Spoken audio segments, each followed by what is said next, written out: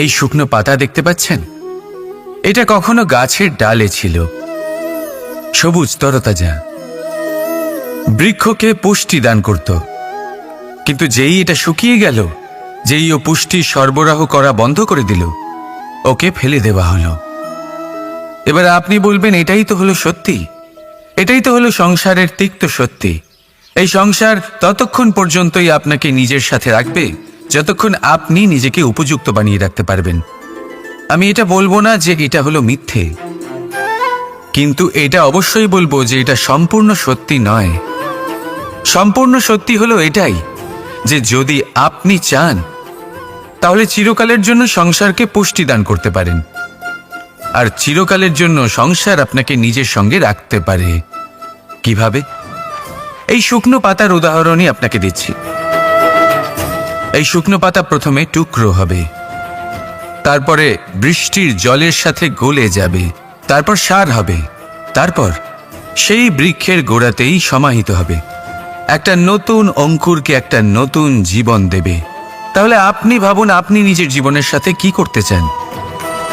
যদি কখনো আপনি পড়ে যান, অসফল হয়ে থাকেন, তাহলে আপনি কি এই উৎসাহ হারিয়ে ফেলবেন, নাকি আবার উঠে দাঁড়াবেন আর আবার এক নতুন সংসারের রচনা করবেন?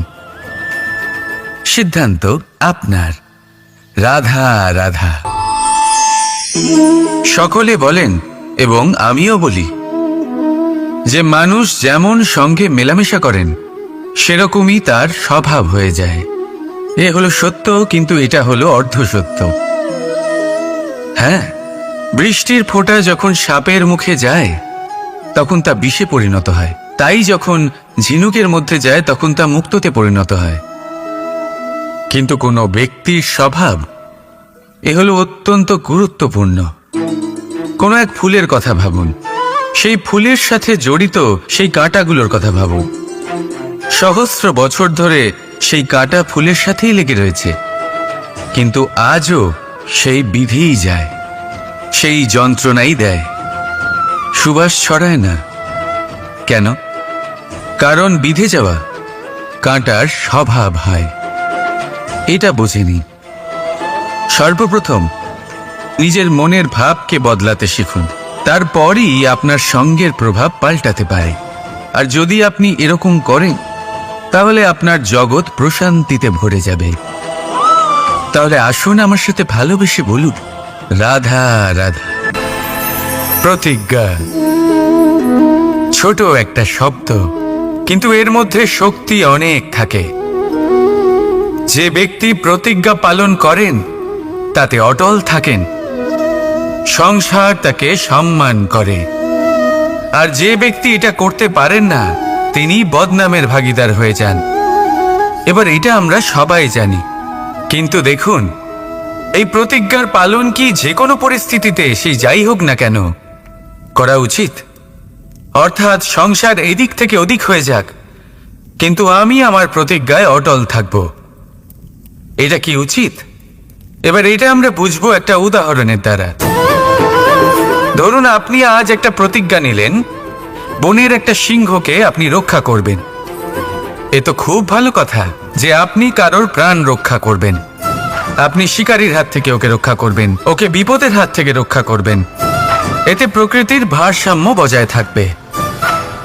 কিন্তু যদি এই সিংহ নির্দোষদের ওপর আক্রমণ করে, তখনও কি এর প্রাণ রক্ষা করা উচিত হবে? তখনও কি নিজের প্রতিজ্ঞায় অটল থাকা উচিত হবে? না, কারণ তখন এটা পাপে পরিণত হবে। কোনো রকম প্রতিজ্ঞা, কোনো রকম প্রতিশ্রুতি যদি এই প্রকৃতির ধ্বংসতে সহায়ক হয়, যদি ভারসাম্য নষ্ট হয়, তাকে ওখানেই ভেঙে দেওয়া উচিত। আর এটা আপনাকে শিখতেই হবে, সময়ের সাথে আপনাকে বদলাতে হবেই। কারণ যিনি সময়ের সাথে বদলান না, সেই প্রকৃতি তার ব্যক্তিত্ব বদলে দেন। মনে রাখবেন, সেটাই হলো প্রতিজ্ঞা, সেটাই হলো প্রতিশ্রুতি যা এই সংসারের মঙ্গল করে। নয়তো সেটা হলো পাপ, যে পাপের শাস্তি প্রকৃতি আপনাকে অবশ্যই দেবে। তাহলে আসুন আমার সাথে বলুন, বন্দে ধর্মা বন্দে কর্মা, রাধা রাধা। যথা রাজা তথা প্রজা, যথা বীজ তথা বৃক্ষ, যথা ভূমি তথা অঙ্কুর। কি সুন্দর শব্দ এগুলি, আর যতটাই সুন্দর ততটাই গভীর হলো তার অর্থ। যেমন রাজা হবেন প্রজা তেমনই হবেন, যেমন ভূমি হবে অঙ্কুরও তেমনই হবে। কখনো গভীরে গিয়ে এই কথার অর্থ বোঝার চেষ্টা করেছেন আপনি? রাজা এই শব্দের মূল হলো রজ। রজ কথার অর্থ হলো মাটি, অর্থাৎ রাজা হলেন তিনি যিনি মাটির সাথে যুক্ত। রাজা হলেন তিনি যিনি প্রজাদের সম্মান করবেন, তাদের যত্ন নেবেন, তাদের চোখে জল দেখলেই চিন্তিত হয়ে উঠবেন, তাদের অশ্রু মোছার জন্য সমস্ত সম্ভাব্য চেষ্টা করবেন, তাদের সুখী রাখার জন্য সমস্ত চেষ্টা করবেন। রাজা এরকম হয়। এবার এই সমস্ত গুণ যদি একজন রাজার মধ্যে না থাকে, তাহলে প্রজার মধ্যে অসন্তোষ দেখা যায়, আর এই অসন্তোষ বিদ্রোহের রূপ নেয়, আর এই বিদ্রোহ যে কোনো রূপেই হলো বিনাশকারী। তাহলে রাজার উচিত প্রজাদের রক্ষা করা, এবং প্রজাদেরও উচিত রাজার প্রতি বিশ্বাস রাখা, তার অনুকরণ করা। এই দুজন যখন এক হবেন, তখনই শাসন স্থির হবে, তখনই এই দেশ নিয়ন্ত্রণে থাকবে। যদি দুজনের মধ্যে কোনো একজন নিয়ন্ত্রণ হারান, তখন মহা বিনাশ অবশ্যই হবে। তাহলে রাজা নিজের কর্ম করবেন আর প্রজা নিজের ধর্ম পালন করবেন, আর আমার সাথে ভালোবেসে বলবেন রাধা রাধা। এই বৃক্ষ দেখতে পাচ্ছেন, বটবৃক্ষ। এই সংসারের সব থেকে বড় বৃক্ষের মধ্যে অন্যতম। কি না করে এই বৃক্ষ? অনেক বছর ধরে বেঁচে থাকে এই বৃক্ষ। এই বৃক্ষ সর্বদাই বাড়তে থাকে। কত পশু পাখিদের এই বৃক্ষ আশ্রয় প্রদান করে। পথ চলতি পথচারীদের এই বৃক্ষ ছায়া প্রদান করে, আশ্রয় প্রদান করে, বিশ্রাম করার জায়গা দেয়, শীতল ছায়া দেয়। বটবৃক্ষ সংসারের সব থেকে বড় বৃক্ষদের মধ্যে একটা বৃক্ষ। এই বৃক্ষের বীজ সর্ষে দানার থেকেও ছোট হয়, কিন্তু তা মাটির মধ্যে সমাহিত হয়ে যায়, নিজের খোলসকে ভেঙে প্রথমবার অঙ্কুরিত হয়, আর তারপরে আস্তে আস্তে আস্তে একটা ছোট্ট বীজ একটা বিশাল বটবৃক্ষে পরিণত হয়। জীবনে যদি সাফল্য পেতে চান, তাহলে এইভাবেই এগোতে হবে। ছোট ছোট পদক্ষেপের দ্বারা এই পথ চলা শুরু করতে হবে। সেই জন্য ছোট কাজ করতে কখনো সংকোচ করবেন না, ছোট কাজ করতে কখনো লজ্জা পাবেন না। যদি এই ছোট ছোট কাজ পূর্ণ নিষ্ঠা দিয়ে, পূর্ণ মনোযোগ দিয়ে, সততার সাথে করতে পারেন, তাহলে এই ছোট কাজের আকার বাড়তে থাকবে। তাই কাজগুলিকে কাজের মতোই দেখতে শুরু করুন। ছোট কাজ বা বড় কাজ এরকম ভাববেন না। তাহলে কর্ম করতে থাকুন। জীবনে আপনার অস্তিত্ব বটবৃক্ষের থেকেও বড় করে তুলুন। তাহলে আসুন আর আমার সাথে ভালোবেসে বলুন রাধা রাধা। কর্ম এবং ফল। মানুষের স্বভাব হলো এটাই যে তিনি নিজের প্রত্যেক পরিশ্রমের প্রতিফল প্রার্থনা করেন। বেশিরভাগ সময় এই ফলাফলের চিন্তা করতে করতে, কল্পনা করতে করতে উনি কর্ম করতে থাকেন, যে আমি এই কাজটা করলে এই ফল পাবো। সেই সব কল্পনা করতে থাকেন যা না তার হাতে আছে, না আছে অধিকার, আর না আছে নিয়ন্ত্রণ। উনি শুধু নিজের কর্ম করতে পারেন। উনি কি ফল পাবেন তা তার হাতে কখনোই নেই। তাই আপনিও শুধুমাত্র কর্ম করতে থাকুন, ফলের চিন্তা করবেন না। মনে রাখবেন, শিকড় এবং শাখা যেভাবে একে অপরের সাথে জড়িয়ে, সেইভাবেই একে অপরের সাথে জড়িয়ে কর্ম এবং ফল। যেরকম কর্ম আপনি করবেন, সেরকম ফল আপনি অবশ্যই পাবেন। তাই এই ফলের আশায় কর্মের সময় কখনোই নষ্ট করবেন না, কারণ যে ব্যক্তি সময় নষ্ট করেন, সময় সেই ব্যক্তিকে অবশ্যই নষ্ট করে দেয়। কর্ম করুন নিঃস্বার্থভাবে, ফলের চিন্তা করবেন না, আর আমার সাথে ভালোবেসে বলুন রাধা রাধা। বরদান অত্যন্ত বিচিত্র এক বিষয়, কিন্তু দেখতে গেলে এই বরদান কি না করতে পারে। এক দরিদ্রকে রাজা বানিয়ে দিতে পারে, একজন দুর্বলকে এই সংসারের সব থেকে শক্তিশালী ব্যক্তি বানিয়ে দিতে পারে। কিন্তু আমরা ভুলে যাই এক অত্যন্ত গুরুত্বপূর্ণ কথা। বরদান এই শব্দের শেষে দান লুকিয়ে রয়েছে। এই দান কথাটা অত্যন্ত গুরুত্বপূর্ণ।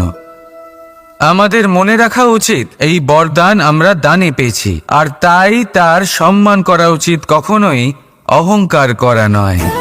আর যে ব্যক্তি বরদান পেয়ে অহংকার করেন তার যা ক্ষতি হয় তা হলো এই বরদান তার থেকে কেড়ে নেওয়া হয়।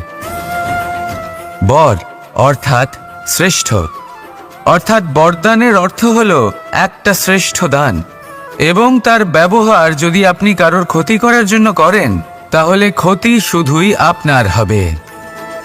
তাহলে এই বরদানের সম্মান করুন, উচিত পথে চলুন, আর উচিত উদ্দেশ্য নিয়ে এর ব্যবহার করুন, সব কিছু ভালোই হবে। তাহলে আসুন আর আমার সাথে ভালোবেসে বলুন, রাধা রাধা। মৌনতা। দেখতে গেলে সংসারের সব থেকে শক্তিশালী অস্ত্র হলো এই মৌনতা। আর দেখতে গেলে আমাদের এই অস্ত্রই কখনো কখনো আমাদেরই ওপর আক্রমণ করে বসে। কিভাবে? অনেক সময় আমরা আপনদের দেখে, তাদের অনুচিত কার্যকলাপ দেখে, অনুচিত কথা শুনে চুপ করে থাকি, ভেবে নিয়ে আমরা যেন কোনোভাবে তাদের আঘাত না করে ফেলি, দুঃখ না দিই, ক্রুদ্ধ না করে ফেলি, ভেবে নিয়ে এই সমস্যা এড়িয়ে যাবে। কিন্তু এইখানেই আরম্ভ হয় সব থেকে বড় সমস্যার। আমরা কিছুই বলি না এটা ভেবে উনি আমার আপনজন, আর সেই ব্যক্তি ভাবেন যে কিছুই বলেন না সেই আমার আপনজন। যদি আপনি সত্যি কাউকে আপনজন মনে করেন তাহলে তাকে বাধা দিতে শিখুন, তার অনুচিত কাজে, তার অনুচিত কথায় তাকে বাধা দিতে শিখুন। তক্ষুনি ওনাকে বোঝান যে উনি কি ভুল করছেন, ওনাকে বোঝান, ওনাকে সঠিক পথ দেখান, সেই পথে ওনাকে চালিত করুন। এটাই হলো আপন ভাবা। আর তার জন্য মৌন থাকা নয়, দরকার গর্জন করা। অনেক সময় অনুচিত কর্মের পথে চলতে গিয়ে কিছু মানুষ এমন ঘুমিয়ে পড়েন যে ওনাদের জাগানোর জন্য মধুর সঙ্গীত নয়, রৌদ্র হুঙ্কারের প্রয়োজন হয়ে থাকে। তাই আপনজনদের জাগান, শ্রেষ্ঠ কর্মের পথে ওনাদের চালিত করুন, আর আমার সাথে ভালোবেসে বলুন, রাধা রাধা। মায়ের আরো দুটো মহান গুণ, সাহস আর সম্বল। সাহস এটা যে সে তার সন্তানের জন্য সব কিছু করতে পারে, আর সম্বল যে সে তার সন্তানকে কখনো ভেঙে পড়তে দেবে না। একবার ভেবে দেখুন, যখনই আপনি আহত হন চিৎকারের আগে মায়ের নাম কেন আসে? ভেবে দেখুন, যখন আপনার শক্তির প্রয়োজন পড়ে, সাহসের প্রয়োজন পড়ে, সামনের পথ আপনি দেখতে পাচ্ছেন যা অত্যন্ত কঠিন মনে হচ্ছে, তখন মুখ থেকে মায়ের নামই কেন বেরোয়? কারণ মা আমাদের সাহস যোগায়, মাই আমাদের ভরসাও যোগায়। মা জানেন কি করে আমাদের আঙুল ধরে আমাদের হাঁটতে শেখাতে হবে। মা এটাও জানে যে কিভাবে কান ধরে আমাদের সঠিক পথে নিয়ে আসতে হবে। এই রকম সাহসী মায়েদের আমার শত কোটি প্রণাম। রাধা রাধা। বসন্ত ঋতু এলেই একটি মিষ্টি কুহুধ্বনি শোনা যায়, যা মনে বসে যায়। কোকিলের কুহুতান বড়ই মিষ্টি, বড়ই সুন্দর। আরেকটি পক্ষীও আছে যার স্বর বড়ই মিষ্টি, আমাদের বাড়ির আশেপাশেই থাকে। সবুজ রং, লাল ঠোঁট। ঠিক চিনেছেন আপনারা, টিয়া। এই দুই পক্ষী আমাদের ভীষণ ভালো লাগে, মনকে শান্তি দেয়। কিন্তু এই দুজনের মধ্যে অনেক পার্থক্য। কোকিল বনে জঙ্গলে স্বাধীনভাবে ঘোরে, কিন্তু টিয়া, অনেক সময় আমাদের বাড়ির খাঁচায় বন্দি পাওয়া যায়। কেন হয় এরকম? কখনো ভেবেছেন? কারণ কোকিল নিজের ভাষা বলে, আর টিয়া বলে অন্যের শেখানো বুলি। যারা নিজের ভাবনায় দৃঢ় থাকেন, নিজের আত্মার কথা শোনেন, সেটাই করেন আর সেটাই বলেন, তারা এই সংসারে স্বাধীন থাকেন। আর যারা অন্যের বুলি বলেন, আত্মমন্থন না করে, তারা বন্দী হয়ে থাকেন, কখনো খাঁচায় আর কখনো ধারণায়। তাহলে কি হতে চান আপনি? কোকিল নাকি টিয়া? নির্ণয় আপনার। রাধা রাধা। সমস্ত সম্পর্কের ভিত হলো অটুট বিশ্বাস। এখন প্রশ্ন এই যে বিশ্বাস কাকে করা যায়? এটা বুঝতে গেলে আপনাকে আগে বুঝতে হবে যে বন্ধনে কাজে লাগে যে দড়ি, সেটা বানানো কি করে হয়। প্রত্যেক দড়িতে 3টি সুতো থাকে, যেগুলি একে অপরের সাথে জড়ানো থাকে। ব্যাস, বিশ্বাসের সাথেও ঠিক এটাই হয়। যদি আপনি তার সাথে বিশ্বাসের বন্ধনে জড়ান, যে আপনার জীবনের এই 3টি সুতো জানেন, বোঝেন। প্রথম, আপনার হাসির পেছনে লুকোনো আপনার কষ্ট। দ্বিতীয়, আপনার ক্রোধের পেছনে লুকোনো আপনার প্রেম। আর তৃতীয়, আপনার মৌনতার আড়ালে লুকোনো আপনার শব্দের আগ্নেয়গিরি, আপনার অসহায়তা। যে ব্যক্তি আপনার জীবনের এই 3টি সুতো, এই 3টি কথা জানেন, যদি তার সাথে আপনি বিশ্বাসের বন্ধনে জড়ান, তার সাহায্যে জীবনের বড় বড় বাধা অতিক্রম করতে পারবেন। রাধা রাধা। উড়তে কে না ভালোবাসে? সাফল্যের মহাকাশে গমন করতে কে না চায়? সবাই চায়। সবাই চায় যে এই সংসারে তাদের নাম, তাদের পরিচয় সব থেকে ওপরে থাকবে, যে তাদের নাম ইতিহাসে স্মরণীয় হয়ে থাকবে। কিন্তু সবার নাম ইতিহাসে লেখা হয় না। কিছু মানুষ নাম অর্জন করেও অনামী রয়ে যান। কেন? কারণ তারা এই ধরিত্রীর সাথে সম্পর্ক ভেঙে দেন।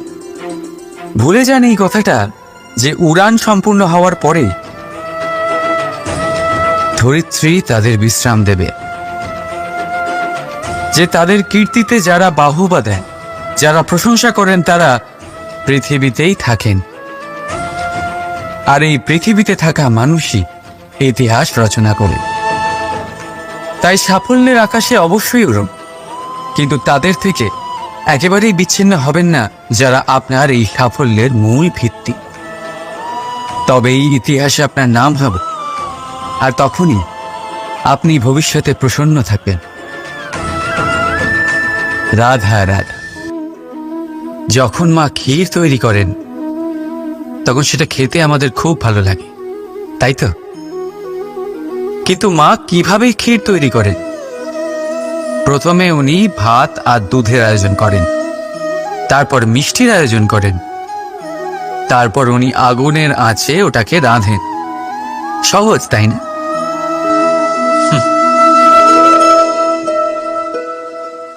অতটাও সহজ নয়।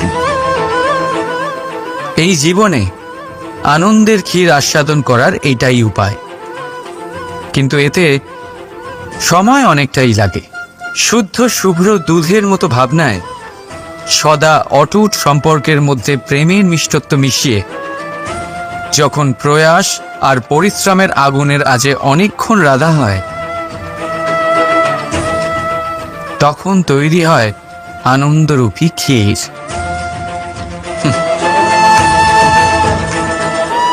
তাই মনে রাখবে, ভাবনার বিশুদ্ধতা, প্রেমের মিষ্টত্ব আর আত্মার প্রয়াস, এই 3টি মেশালে তবেই জীবনে আনন্দ লাভ করবেন। রাধা রাধা। ভগবান। প্রত্যেক কঠিন পরিস্থিতিতে এই নামই আছে যা আমাদের উপায় দিয়ে থাকে। ব্যক্তি যান, ভগবানের পুজো করেন, আরাধনা করেন, ব্রত পালন করেন, মন্দিরে যান, পুজো পাঠ করেন, ভগবানকে জাগিয়ে তোলেন, আর তারপর শুরু হয় সমস্ত প্রশ্ন। হে ভগবান, আমার সাথে এরকম কেন হচ্ছে? কেন আমারই জীবনে এত দুঃখ আছে? আমি কিভাবে এর সম্মুখীন হব? আমাকে কেন এত কষ্ট ভোগ করতে হচ্ছে? হে ভগবান, আমি কি করব? আমাকে সাহায্য করুন, কোনো রাস্তা দেখান।